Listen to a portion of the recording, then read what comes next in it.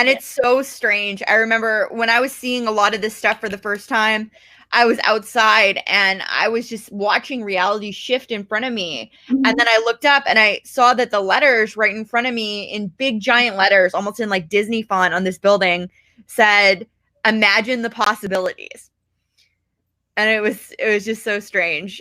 Yeah, and it happens quite, it's funny too, because, I will notice, oh, that billboard's a different color than it was before. Or I will ask, hey, whatever happened with this bank that used to be here? And they would be like, no, we've always been here. We never changed. Like, oh, okay. So I get a lot of those, okay, I'm talking to a new version in a new reality. I need to ground myself in this reality so that I could exist and carry on with whatever my story is in this reality. So you have some of those grounding events where you have to re-ground yourself, and you kind of have to reacclimate whenever you do whenever you realize you're in another reality. And like you may talk to a friend who has no recollection of a conversation that you previously had, because this person has a different history than like you remember, or like they remember of you. So you have to kind of, do a little bit of grounding and kind of go with the flow. I've had people in my own personal Mandela Effect where they've had less children, and that's an interesting one to navigate as well. That's scary. That's scary. That just freaks me out big time. Yeah. I had somebody who, when I spoke to them, I said, "Where is your son?" And they said, "What do you mean?" Because they only have 2 daughters, and the picture that they always have up of their family had 2 daughters and then a crack on where the son used to be. That's just scary. Like, part of me, like, I do have to wonder, I'm like, is reality satire in a sense? Like, are we like experiencing like some form of satire? Like, it is called, have you ever noticed that like the word earth has the word art in it? Or isn't that beautiful? Yeah, and it is called life, right? So the word earth has the word art in it. And I just want to remind you guys where we're living. We live on a what? On a, apparently, I mean, we used to be said that we lived on a planet? Yeah, a planet. Yeah. It's planned. A planet. Oh, that's cute. I love that. Yeah. So you're seeing it, yeah. And I think there's hints everywhere. Like, we used to say the Lord's Prayer in school, and it says, "Our Father art in heaven." Like, he does art. Like, he does art. He art in heaven. Yeah, we're all his conscious. We're all conscious creators, and we're all like the thing that you have to understand when you are in this path of awakening, and you're working on being a conscious manifester in the higher dimension and working with the energy of the higher dimension. After you've addressed your old abundance blocks, they're no longer holding down your energy, and you're working on higher and higher levels of creation for yourself. The thing that you'll come across, that I've come across, is you need to start learning to balance all the peaks, because there are no valleys. It's just peaks and peaks and peaks. So now you gotta, okay, now I gotta balance. I got all this good stuff coming in my way. I'm doing the work. I'm not sitting around waiting for it to happen. So I'm doing my part of being a conscious manifester. Now I have all these great things. How do I ground myself and balance so that I can have the full experience on this journey or that journey or this, project that I'm doing? So that's the new thing that many people on this path will struggle to do, is not really struggle to resolve issues and problems, but struggle to balance all this good stuff. It's kind of the opposite of what we've been taught our whole life. So can you elaborate that on that a little bit more? Like, it's just, I guess, like, it does overwhelm me that there's so much in so many directions. Like, so much things are different. So many things are changing. Like, I mean, especially with your career and stuff like that, or with things shifting. Like, I used to do visual identification in archetypes. So I could look at someone's face. I knew exactly who they were. I did everything based on the golden ratio mask. And I'll show that right here. And it doesn't matter anymore, because the the golden ratio mask doesn't fit faces in the same way it used to. It used to fit the Mona Lisa perfectly. It doesn't anymore because her face is different.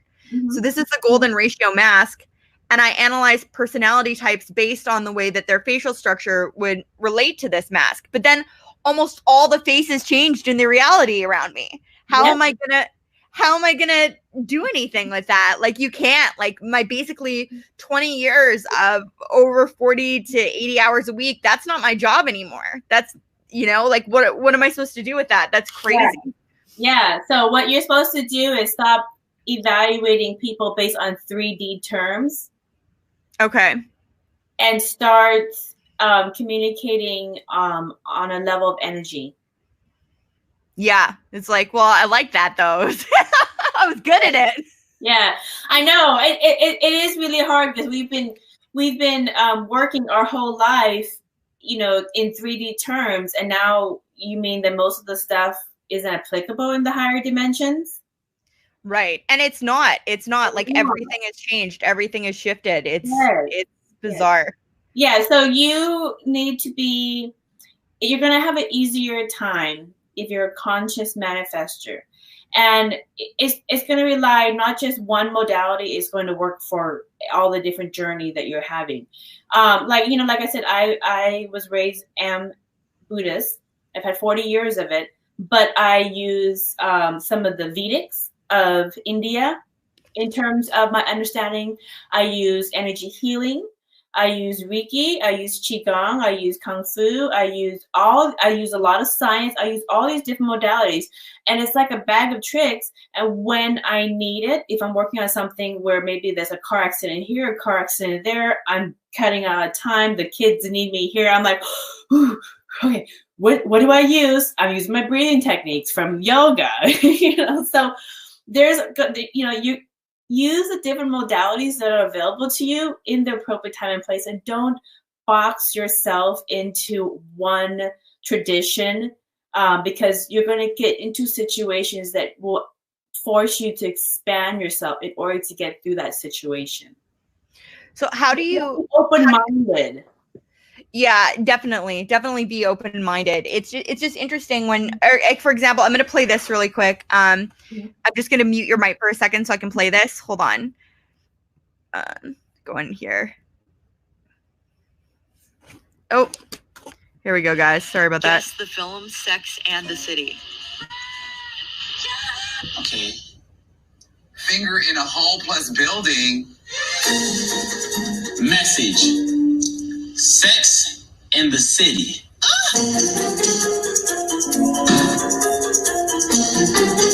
Wrong. Bitch, you're wrong. That was clearly Sex in the City. What the fuck? Sex in the City. Ouch, ouch, ouch. Message. Sorry, guys. All right, guys. I'm going to unmute you here. It was Sex and the City. The City was the fifth girlfriend. So it was Sex in the City for me. And then it was for that guy too, because the first guy who came on, he said Sex and the City, but I remember Sex in the City. No, I remember the fifth girlfriend was the city of New York.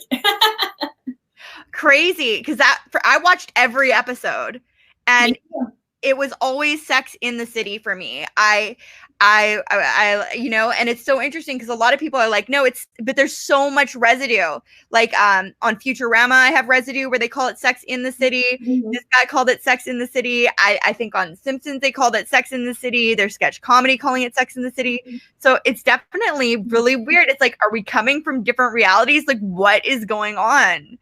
So strange. Some timelines are collapsing. Some timelines are splitting. Right now, we are able to see Mandela effects and have this contrast, comparison things with people, just because there are many people who are still deciding which side of the spectrum they want to radiate at. And so as a lot of things in their personal life, in their relationships, in their careers, in their politics, in their home environment, etc., as a lot of these issues come up, to a lot of polarity come up in their life, so that it forces them to address them. They will decide for themselves who they want to be. And from that decision on all these different events that come up in their life, it will take them to a different resonance, a different frequency. And so you are able to see these changes because many people are still making those decisions. But as more people make the decision to go further into the fifth dimension, and not let, a lot of things hold them back, these people will go into another reality with Earth. And as that world becomes more energized, it will split off from the rest. Okay. Yeah, that's really interesting. I just want to make an announcement real quick. You guys, we are taking callers. I'm going to take, if that's okay with you. Yeah. All right. Anybody who wants to come in and ask some questions, I posted the link, so come join us. If you have any questions for her, I think it's really interesting, because you got to wonder, I'm like, did people's like mental frequencies, like back in the day, thinking the Earth was flat, like actually turn it flat? It just took a while. Was there some lag on that? Like, I don't know that I haven't really studied that. So I can't really comment on that one. I was kind of joking, but not really. I have another book project. I'm actually like, a lot of my blog articles from 2011 to 2012 on the Ascension Earth and the splitting of reality. Mm-hmm. It's on my Facebook, because I tested on my Facebook from 2011 to 2012, and you can still look at it. And a lot of those were shared, thousands of times and rehashed all over the internet. But it's also on my website, Merkaba Chakras, on the blogs there. But I'm now going back through, and I am putting it into books, rewriting it in layman's terms. So for people who've never come across this material, they can pick up the book and they can follow and really understand from the very get-go. And so it's actually turning into a 3-volume book, which I'm hoping to publish later this summer. I may publish the first one and then, go through the other 2 books. But it's basically Buddhist Mandalas, 5D Awakening with Sacred Geometry. And I go through and explain sacred geometry from all spiritual and religious traditions as being the same thing about enlightenment. And I trace it all the way back to 13,000 years ago. Okay, that's really interesting. I'm going to ask you a question about this. So at the shift, when he talked about, I would say we were talking about Ace, Ace talked about that eclipse that happened in August 2017. And yeah. I woke up, and the next day, my best friend's eyes went from brown to green. Are they pretty? Yeah, they look beautiful. He looks so handsome. But we went and we found all his medical paperwork from back in the day, and it all said his eyes were brown because he had to get a physical every month. And it said his eyes were brown. I'm looking at him, dude, his eyes are green. I'm like, all right. And my vision changed substantially.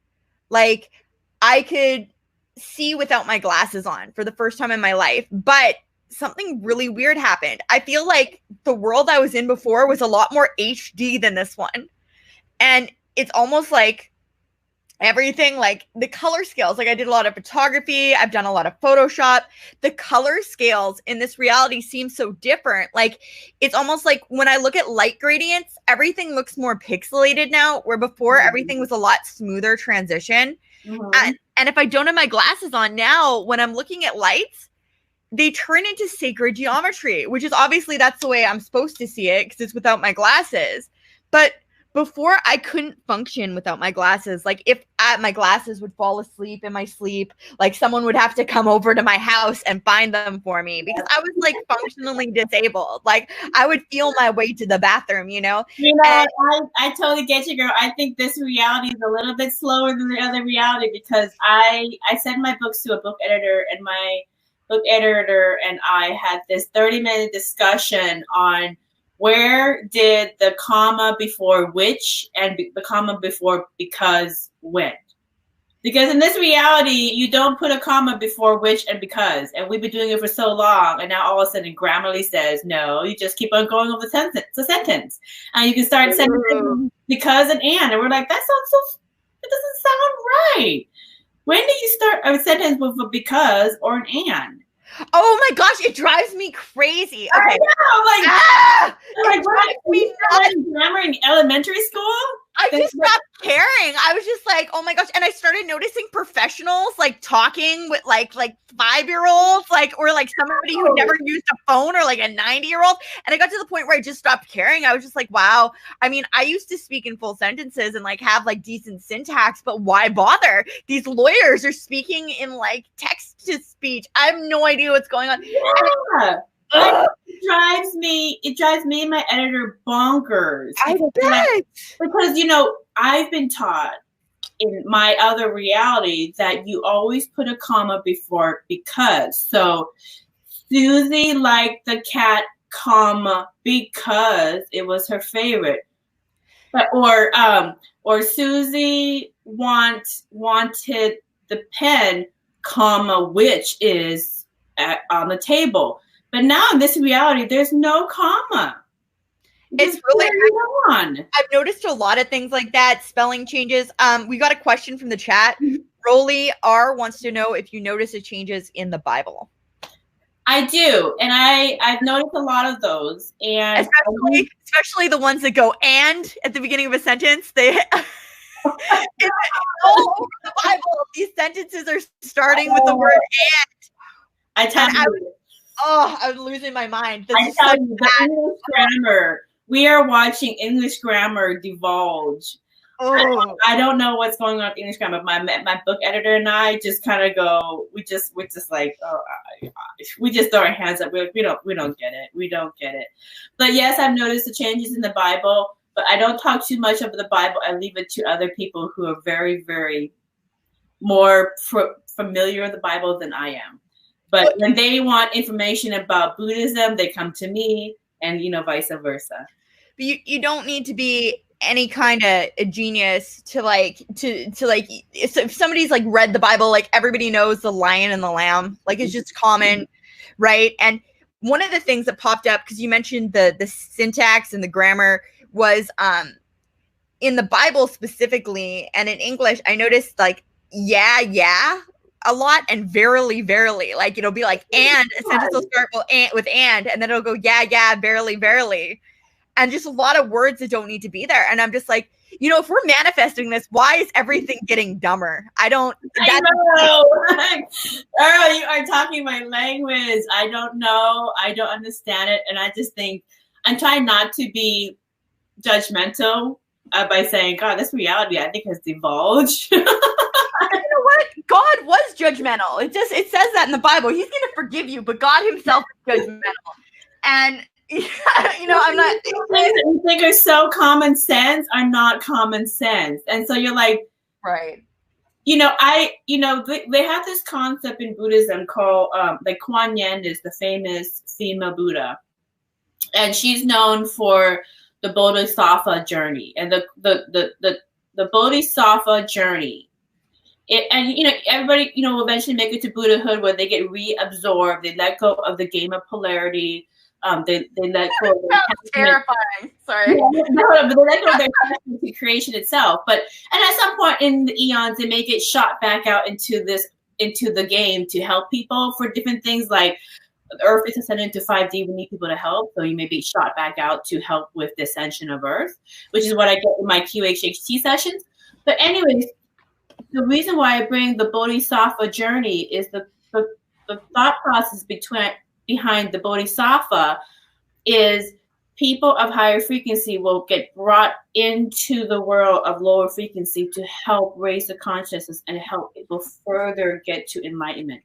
So maybe seeing these grammar changes that don't make any grammatical sense to us is a clue that we have gotten shot back into a lower reality to help pull people who were so close up into the other reality, just to give them a second chance. And that's the concept that many Buddhists are looking at right now, because we did not like when we did the 2012 awakening ceremonies, like all the indigenous tribes, like the Native American Council elders, the Mayan Council elders, the Easter Island Council elders, many Buddhist monasteries all over the world, including the Dalai Lama, all these indigenous tribes did the 2012, 2011 awakening ceremonies. Some people did it a little earlier. And it was just to close out the cycle of polarity that they've been waiting thousands of years to do and usher in the unity consciousness, the higher energy of the fifth dimension, because Earth is moving to the fifth dimension. And we're entering in the galactic age of humanity. What nobody really expected, and we just waited for Earth to have her jumps in frequency so that we can, move into the higher levels. What nobody expected was that many people were going to be given a second chance because they were so close. And maybe these weird nuances that we're noticing where we're like, this seems backwards. This seems like it's an obvious no-brainer. Maybe these are our clues that we got shot back into this timeline to help these people raise their frequency. And then as it raises its frequency, it'll get realigned with the appropriate timeline that we're supposed to be on. Well, here's some theories and here's some food for thought. So I've wondered myself, but then I also, looking at technology now, I don't know if you've seen the stuff that's come out with like simulation, deep fakes. Like the Mandela Effect to me seems like a giant scale deep fake. Like with deep fake technology now, say I want to turn you into Nicolas Cage, I can do it. No problem. That wouldn't be an issue. Just from this video, I could turn you into Nicolas Cage. I would be having this interview with Nicolas Cage. So from outside this reality with really advanced technology, it would be really easy to say, okay, change 99.8% of reality. So this person now has this person's name, but leave maybe 0.2% residue or 0.1% residue. And these changes could be happening. We could be living in a simulated universe, and it's not necessarily mutually exclusive from like Buddhist religion or from Christian religion or from anything like that, because it could, it could go hand in hand with it. It's really, really interesting to think about, because I think about it this way. If you're thinking about like people in lower realities and maybe they don't deserve to go higher, I think that's bullshit, dude. Like I look at people going to jail and being punished and like hurt, and I'm like, that's fucking bullshit, dude. Who wants to do that to anybody? Like they should be given 100% compassion and 100% love and 100% resources. And like, what do you mean they have to stay behind and suffer? I mean, ooh, it gives me goosebumps. It makes me angry. I'm like, I wouldn't treat anybody that way. So everybody's getting the hologram that matches their frequency. So you're getting your own personal experiences are matching your frequency.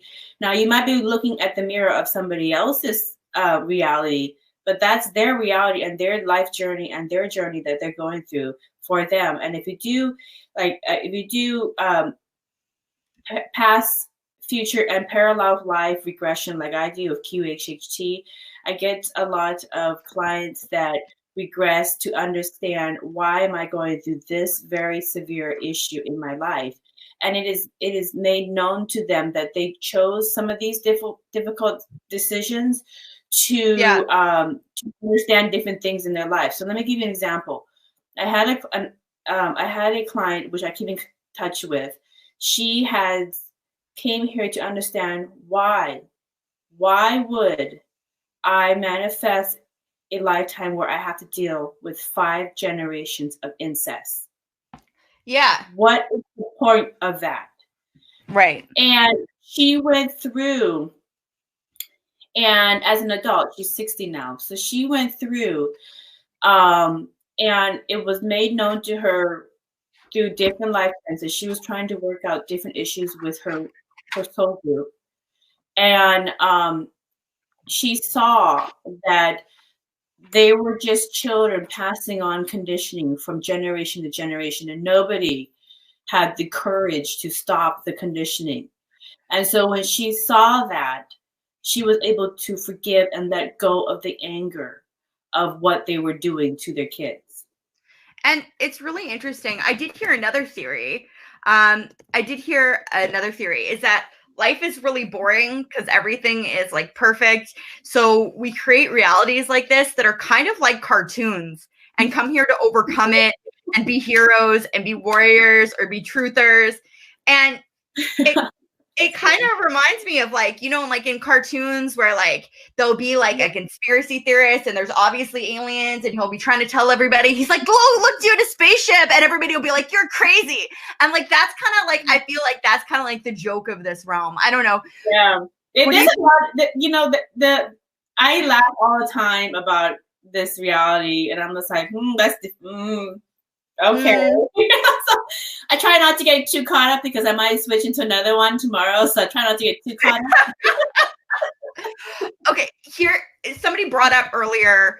Okay, Anne is saying why Nicolas Cage. Nicolas Cage is the most. People were talking earlier in the chat about patterns in like the names of Mandela effects, and earlier we talked about how Earth has the word art in it. How life is called L-I-F-E, like life. And so it's based on like a lie. And we're talking about word patterns. Well, some of the word patterns in the Mandela effect are really distinct. So I brought a couple up. So here is Dolly. And if you break this words down, it's do I lie? Do I lie? And then it says be and then Ra, which is another name for God. And then it says C. So it's like, do I lie? Like, is this reality a lie? Or if you look at the shape of the D, it's a C and an A, and an O and an L make a do. So it's like, see, I do lie, right? And it be God. So like, this is effect of God. Or like with the Lindbergh baby, it's another one that says the lie. Like, it's a Mandela effect. And the Lindbergh baby is another one with lie. Or if you look at the Berenstain Bears, well, what did the Berenstain Bears do? Well, what's something really big that deep fakes are responsible for is AI. Well, look at this. It's the Berenstain Bears with AI in it. Berenstain, S-T-A-I-N, or all these tails, T-A-I-L. And there are a lot of patterns like this. Have you seen any of them personally yourself? Yeah, I'm familiar with these ones. When I go grocery shopping, I see Febreze or Febreze. But that was just like, I went to the grocery store when I first saw Febreze. I was like, what is this, a bra?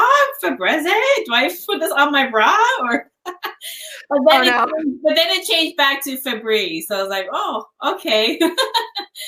But yeah, the videos are funny.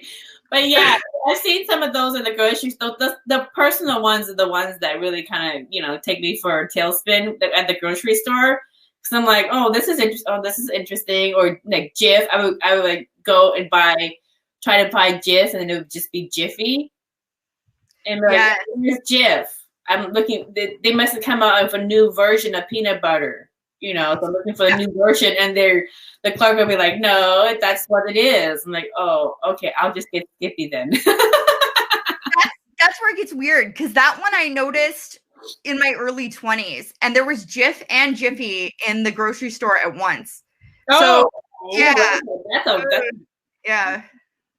So here's a deep fake of Nicolas Cage, and as you can see, Nicolas Cage is turned into this little girl in Sesame Street. It looks wrong. Right. It does look wrong, but it's just showing how somebody can go into something after the fact and change the video the same way that, like, angels would be able to change reality from outside of reality and kind of affect everything, because they're not just affecting one screenshot, like, like a photo, if you can Photoshop somebody's face on top of something, right? They're not just affecting that. They're affecting like the whole video. Like, this is Nicolas Cage through the whole thing. Like, the AI makes it so it changes through the whole thing. So if you looked at time in the same way, if somebody wanted to edit everything throughout time, if you said that you work in IT, so you're familiar with algorithms and classes and all that stuff, right? Mm-hmm. So, if this, then this in an algorithm, right? So if somebody can like write a programmed algorithm essentially, or speak it into existence the same way it says life is spoken into existence in the Bible, then you could change everything with like a simple script. Change this, if not this, in this percentage. What do you think of that? I think people need to start focusing on their personal Mandela effects. Okay.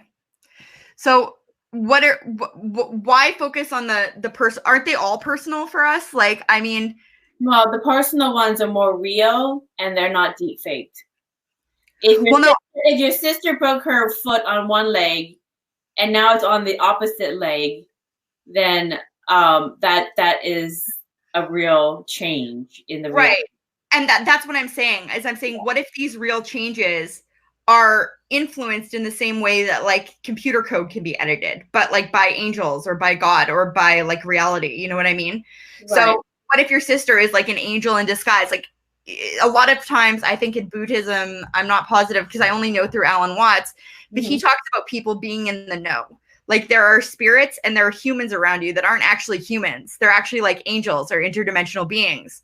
And you think they're one person, but they're not. So they could break their leg on the other side, but they might be in on it to wake you up to like the multidimensional nature of reality and give you this human experience. What do you think of that? It's all possible. And you know, the funny thing is when I do my regressions, I do get people who have parallel lives in the spirit world and they're coming here as a human being to help raise the level of consciousness of everybody else around them. So at this time, in terms of helping the earth ascend into a higher frequency and helping people who want to go there with her learn to live in a higher frequency and be a conscious creator, there are people coming in who've had parallel lives as Pleiadians, as aliens from different dimensions, from different galaxies coming in and having a human incarnation. There are starseeds and indigos, really old souls that have had multiple lifetimes who haven't incarnated for a long time coming in.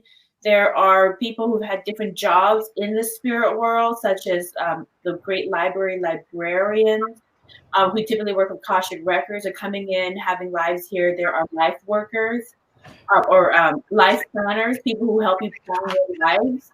Like I've had many Buddhist monks growing up tell me that I was once a life planner in the other side, and I don't know what that is. And they said, you know, it's just basically you're somebody who helps people plan their lives before they incarnate. And when I finally got a QHHT regression, I've got a couple of them before I started doing it as a modality for myself as a private practice practitioner. That's exactly what I did. I was a life planner, which is kind of like a travel agent who's, you know, working for you to ask you what kind of excursions do you want to have, what kind of lives do you want to have, what do you want to work on your spiritual evolution while you're having this life. Okay, so here are the elements that help you achieve the experience that you want to have. So there's a lot of different types of people that's incarnating at this time to help with the ascension of Earth and some of its people. That is so strange that you mentioned that. I want to welcome Suso into the chat. We're gonna get to you in a second, Suso. I just want to say that was part of my pre-life memory, was talking to one of those life planners and having a conversation with them. And I was like, oh, you know what? Torture me. Just totally torture me to wake me up. Blah, blah, blah, blah. And I remember this conversation with them. I must be crazy. What you say to your life planner? Because she probably said, you know, she probably gave you some sound advice of, hey, they're like, don't do that. And I'm like, no, kill off my family. Just do whatever. Blah, blah, blah. Just torture me. And they're like, you don't want to do that. Your counselor. Just don't listen to your counselor. They were like, that's a terrible idea. And I'm like, I don't care if it's a terrible idea. They're like, it's a really bad idea. And I'm like, I don't care. I want to go there anyways. I made up my mind. And these days, I'm just like, oh man, if you guys can hear me, can you get me out of here? I'm like, done. I'm like, you should have listened to your life planner. Yeah, I should have. All right. Okay, it's free will. It's okay. You can fix it in the hologram. Nah. Suso, welcome to the chat. Oh, hello, California. Hello, Vaughn. Hi. I could have asked many questions throughout the thing, but one hasn't really come up. It may have kind of touched on it. Solipsism. How do you feel about solipsism in the respect that everyone's in their own dimension? Us three can be talking right now, but we're each having three totally different conversations. Wait, solipsism? How do you spell that? It's not the first time I've been asked. I think that's the first time I pronounced it properly, though. Solipsism is like it sounds. SOLP, right? Yes, SOLIP. You're alone. Okay. Yeah. Okay. So there's really only one person here, and that's the universal one mind. And it's basically just having a conversation with all the different facets of itself. That's So, but I'm like only me. I can tell you I'm only me. I'm distinctly me. I'm not anybody else. Like I can say that 100% because when this topic comes up, most people will say like we're all one. I can't say that. I'm just me. What about you, Susan? You're just you right now. When you pass on, you become the greater reality of everything else. Yeah, well, that's a whole nother conversation. Passing on. No, we're talking about right now. If anybody some people in chat. But right now, yes. So let me just give you a brief, and we'll go into sacred geometry. So in Buddhism, and they have this in other spiritual artwork as well. Everyone radiates a very high energy field around them, like a Taurus field or like a flower of life. So in the artwork, you have this big circle around you, and then your brain also emits a very high energy, not as much as your heart, but it will be like kind of a smaller circle, like a halo. You see this in Buddhist Mandalas or in many other artwork as well. So everybody has a halo around the head and a big aura field.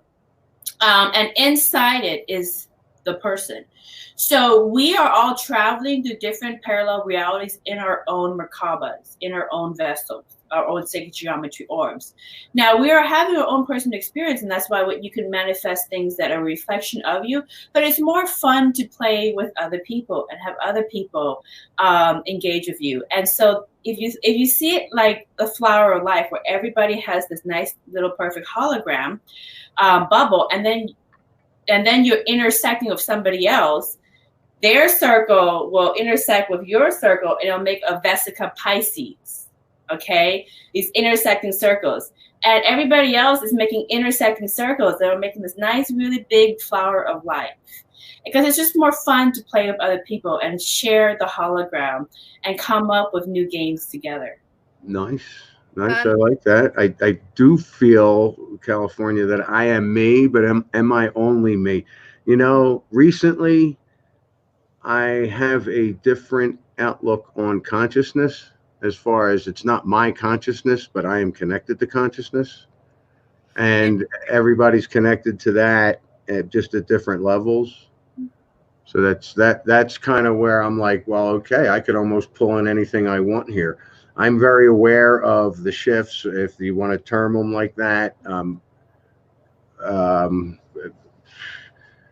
But at the same time, like you say, am I only me? Yeah, but every morning I wake up, sometimes I wonder if I'm not a different me. Well, you had visions of your parallel lives. I think I know what you're getting to, and you know what? That very well may be the case. Like, if we're gonna go like the non-spiritual route, it was 6 years ago, 7 years ago, that they had intentionally deleted and reinserted memories in mammals.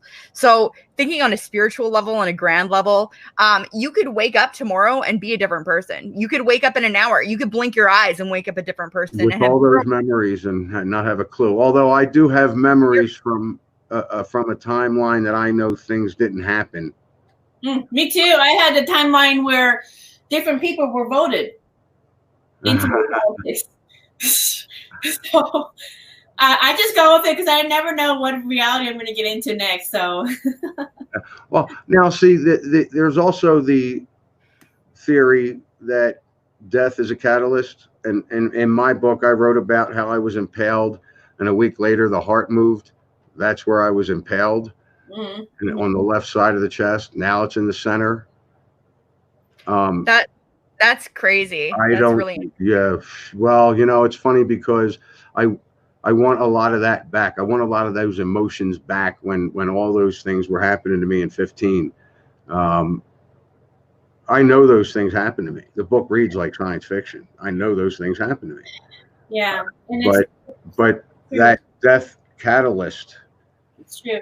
I just don't think we die. I mean, you said something about passing on. I'm thinking, well, at some point I would imagine, we might pass on. I really, really gave it a good shot to end my life, multiple times. I should be dead. My brother ran in front of a bus. I think it really depends on who you are. My dad's gone. My grandma's gone. In this reality, I would think from their perspective, they may not be gone from their perspective. They might just be in a different reality alive where they didn't die. Well, not only that, they might be in this reality. And I definitely think that there are people who are what we call organic portals or walk-in souls. And on top of NPCs, like there are definitely people. I know I've been approached by people. I know that they're the same person, but they're not the same person. They're in a different body and they know it's me and they're messing with me and they know that they can jump bodies.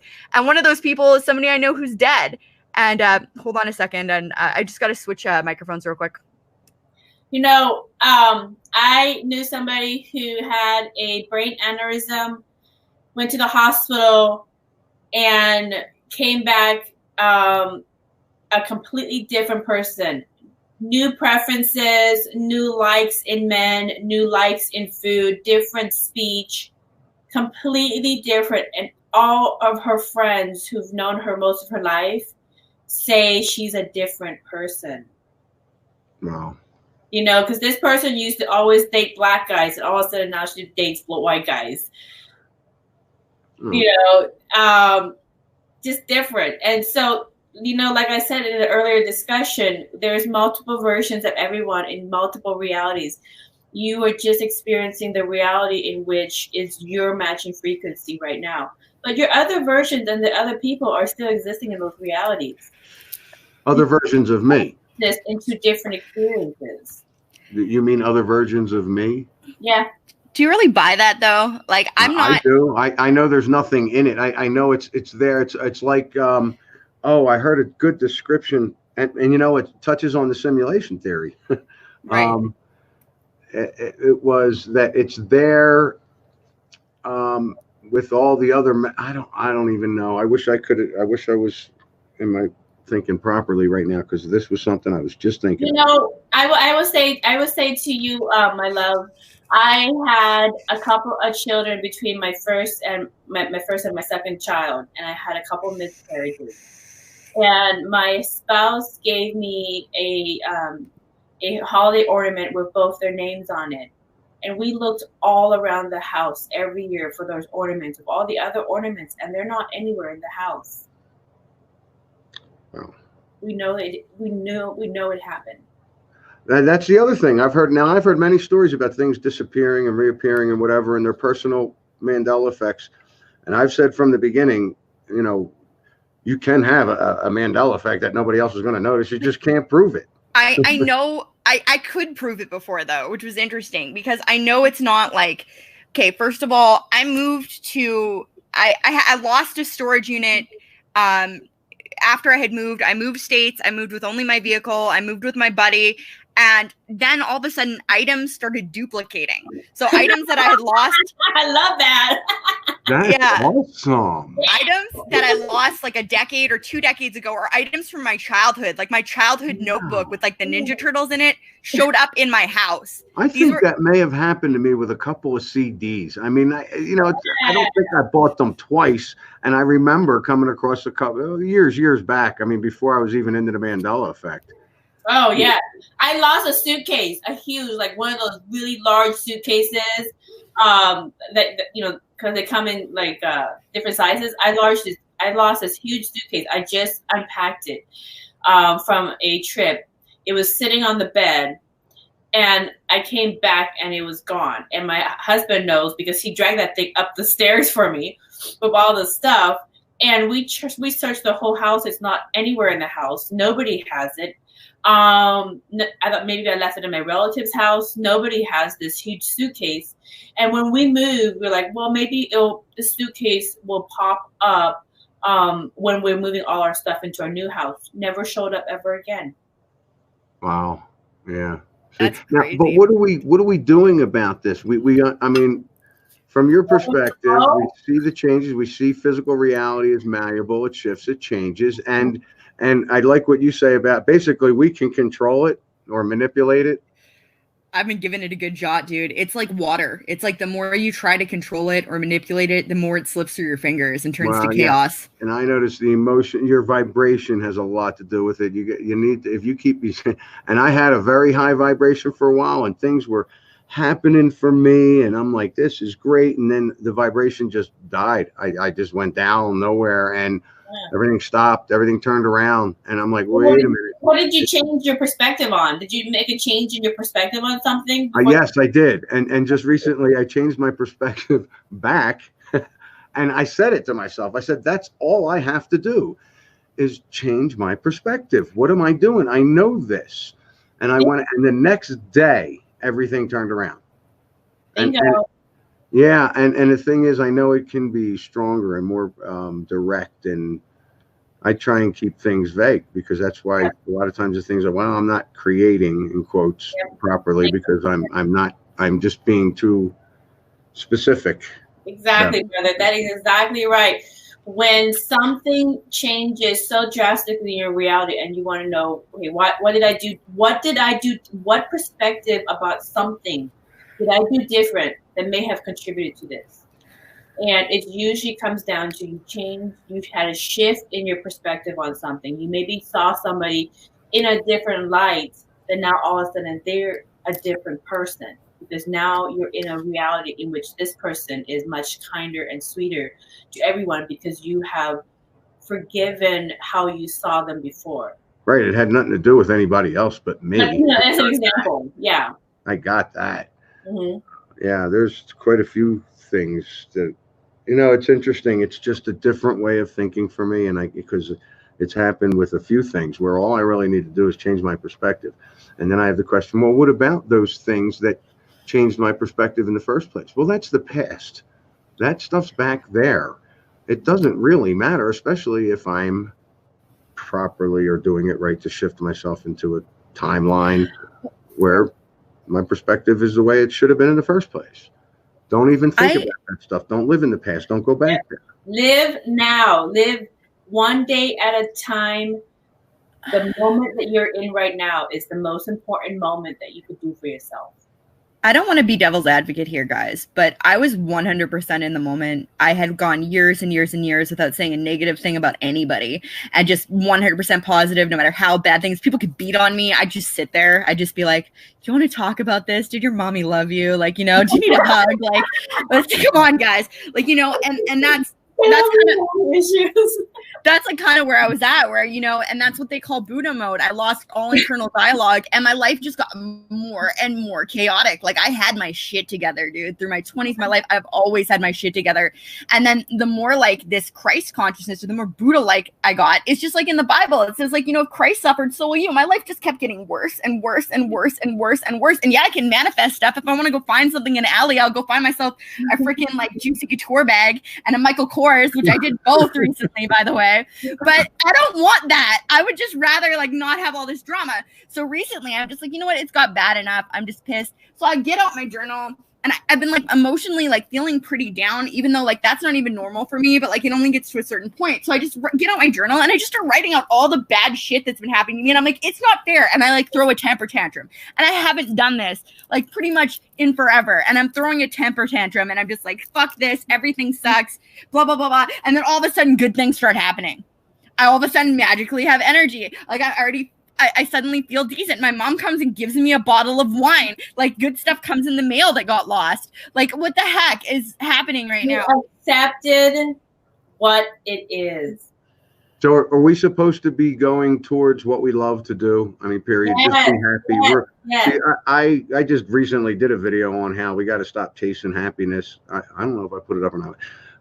Because we should just have it. If you're always chasing it, you're not going to find it. Inside.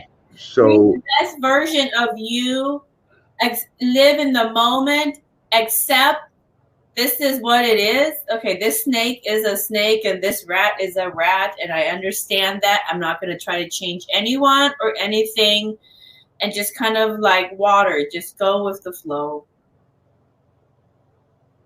I think that's it too, because I think not trying to change anybody is a big one, because they talk about karma like that, right? Like if you try and help people, people will try and help you, but it might not be in the way that you want or isn't aligned to you. And because even though if you actually help people, it doesn't matter because you might be getting help that's not actually help. I'm not sure how that works. I'm sure you know about that. So exactly. So if you sometimes, and Narcotics Anonymous, for example, is a really good organization.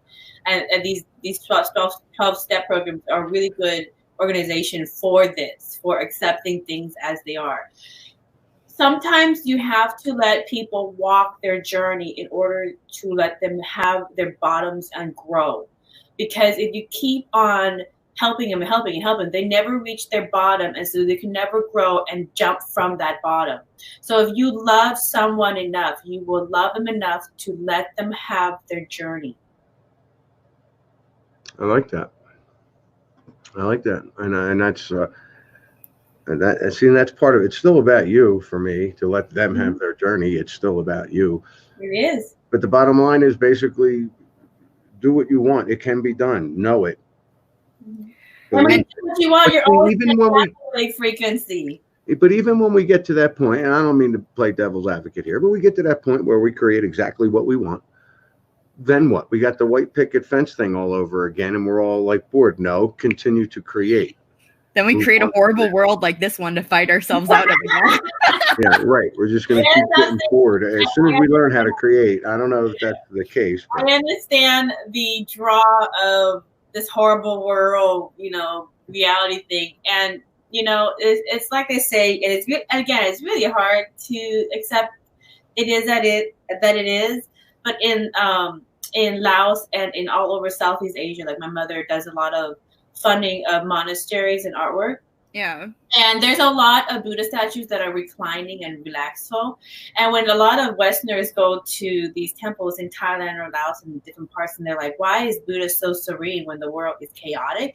It's because you know that in this reality, in this earth, this is the perfect planet in which everyone can work on the issues and they can address their karma and fix it so that they can, if they choose to incarnate into different worlds, not bring that over there.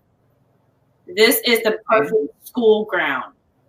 I think this world is, like, in my opinion, everybody's entitled to their opinion. This world to me seems less like a school ground and more to like a challenge center. Like you come here if you're like a badass and like you have like people see that earth. You have like, I remember in my pre-life memory, they're like, it's a horrible place. You don't want to go there. You don't need to go there. It's just awful. And I was just like, no, I know what I want. And like, damn, I should have listened. And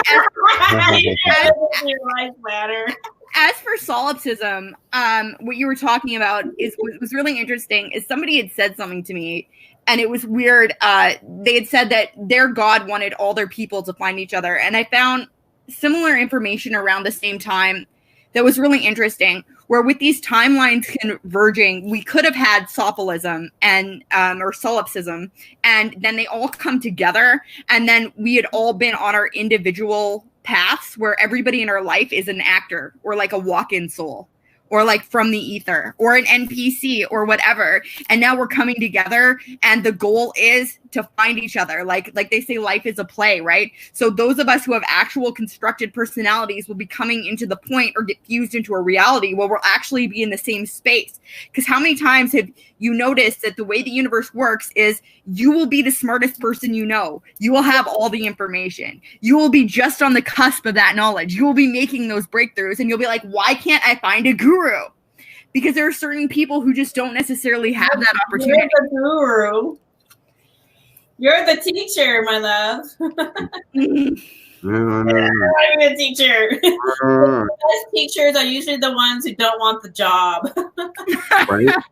I want the job. Bring it. I'm going to go ahead and go. Let somebody else call, and I'm going to wave bye here.